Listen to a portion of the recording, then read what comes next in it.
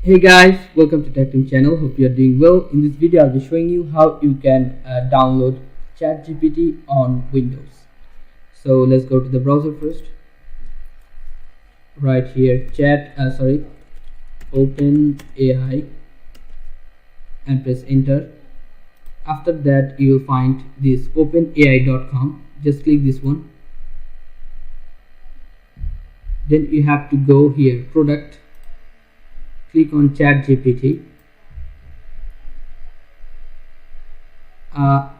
Now you should go here, the three dot icon above. Click and you will find more tools.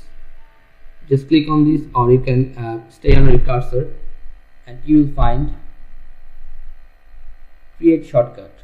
Just click on this and you can write here ChatGPT soft or ChatGPT whatever. Tick this one, open as window, and click this one, create.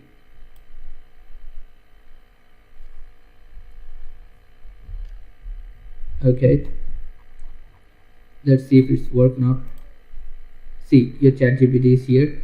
Okay, so this is how you can download ChatGPT online or ChatGPT in your Windows. So guys, if you find this video helpful, then please give a thumbs up and don't forget to subscribe to the channel. Thank you so much for watching the video.